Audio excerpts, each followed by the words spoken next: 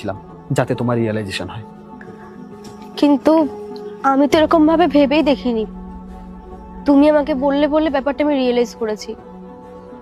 সত্যি ওরকম ড্রেস পরে আমার মন্দিরে যাওয়াটা উচিত হয়নি।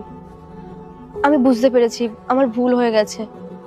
এবার থেকে আমি যেখানে যাব সেই হিসেবে ড্রেস পরেই যাব। ঠিক আছে, তোমার রিয়েলাইজেশন হয়েছে, এটাই অনেক। তুমি যে তোমার ভুলটা বুঝতে পেরেছো, এটাই অনেক। তবে সত্যি এখন এই সবকিছুর পরে হয়তো অনেক মানুষ আমাকে জাজ করবে, অনেক মানুষ আমাকে বলবে যে আমাদের ফ্রিডম নিয়ে কথা বলার অধিকার কে দিয়েছে। হ্যাঁ, প্রত্যেকের ফ্রিডম আছে, কিন্তু নিজেদের সংস্কৃতি তো ভুলে যাওয়া উচিত নয়, তাই না? মনে রাখবে, গুরুজনরা না কখনো ভুল বলতে পারে না, কারণ তারা চিরদিন ধরে এই একই নিয়ম মেনেই চলে এসেছে। আর সবসময় গুরুজনেরা নিজেদের নেক্সট জেনারেশনকে কিছু ভালো কিছু শেখানোর চেষ্টা করে, তাই আমাদেরকে একটু হলেও তাদেরকে মেনে চলা উচিত। ঠিক আছে, তুমি তোমার ভুলটা বুঝতে পেরেছো। তুমি কালকে মন্দিরে গিয়ে ঠাকুরমশাইয়ের কাছে ক্ষমা চেয়ে নেবে। ঠিক আছে, চলো।